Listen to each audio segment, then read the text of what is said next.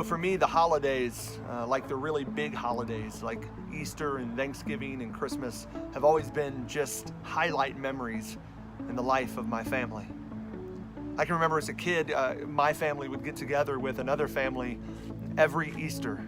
And we would get together for Easter brunch, and then we would do an egg hunt, and we would hang out and play games for what seemed like hours. I remember my parents wrapping Christmas gifts for my brothers and I every Christmas Eve night. My brothers and I, of course, were supposed to be in bed, but we would try to sneak out and see what it was that our parents were getting us. And I remember specifically the gift tags on the presents. Some of them said from mom and dad, and my mom was always sure that some of them said from Santa. I remember one Christmas day laying on the bed in the back room of my parents' house and watching my two older brothers and my dad put together a train set that we had gotten that morning for Christmas.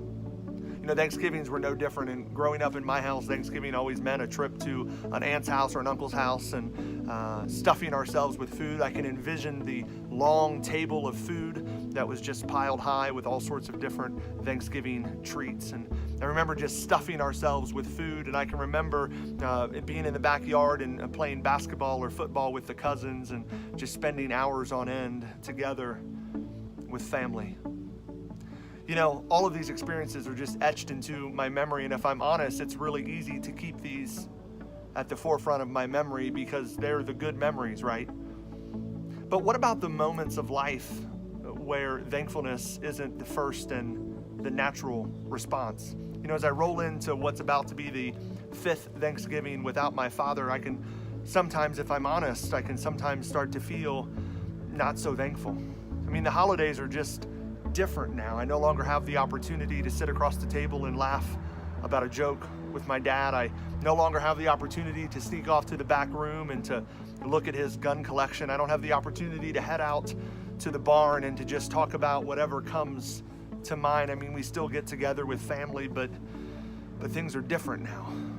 There's less people around the table, and things are just different, and what's supposed to feel like a season of Thanksgiving can sometimes start to feel like a season of angst. And if I'm really honest with myself, sometimes I dread these gatherings because they remind me of how different things are now, and they remind me of what I don't have anymore. But I got to thinking the other day, not about what I don't have now, but rather about what I did have then. I said earlier that I'm rolling into what's about to be the fifth Thanksgiving without my father, and if I focus on that, it's pretty easy to start to feel discouraged. It's pretty easy to start to feel not very thankful. But I got to thinking the other day, not about the fifth Thanksgiving that I'm about to have without my father, but I got to thinking about the 36 Thanksgivings that I did have with my father. What about all the memories that we did get to create together? You see, I'm challenging myself to allow God to reframe my thinking. See, I think we've trained ourselves to focus on what we don't have instead of what we did have and what we do have. And when we allow ourselves to focus on the things that we no longer have, our perspective becomes tainted. And when our perspective becomes tainted, we can really quickly lose sight of what not only we still have, but what we did have. You see, I was blessed beyond measure to have 36 Thanksgivings with my father. And when I allow my perspective to become tainted, I start to forget all about the good times. In the letter that Paul wrote to the church of Thessalonica, he tells them that they should be thankful in all circumstances, for this is God's will for you in Christ Jesus.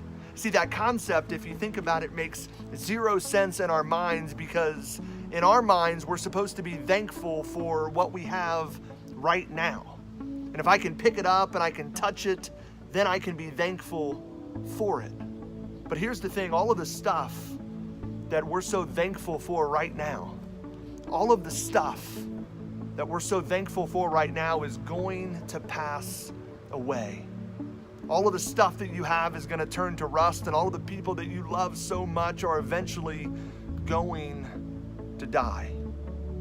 And I know that sounds pretty heavy and depressing, but here's the good news in all of that. The good news is that it says in Chronicles chapter 16 Verse 34, 1 Chronicles, it says, "Give thanks to the Lord, for he is good. His faithful love endures forever." And see, what I hear when I read that verse is that thankfulness shouldn't be based on what I can physically hold in my hands. It shouldn't be based on what I can hug with my arms. As a Christ follower, I am called to give thanks not for the blessings, but for God's faithfulness. And God will equally be as faithful to me this Thanksgiving, on the 5th Thanksgiving I have without my father, as he was on the last Thanksgiving that I had with my father. And the same is true for you. God is faithful. Never allow your perspective to become tainted. Never lose sight of where you are and who your thankfulness should be sourced in. Here's my challenge to you over the next few days. Take some time to think through the answer to a few questions. Questions like, in what ways has your perspective become tainted? You know, if you were to make a list of all the things that you're thankful for, how many of those things would be things that you can physically hold in your hands or hug with your arms? And lastly, I want to encourage you to write out 1 Chronicles chapter 16, verse 34 on your mirror, or write it out somewhere where you're going to be reminded of your source of thankfulness. Be encouraged and keep moving forward.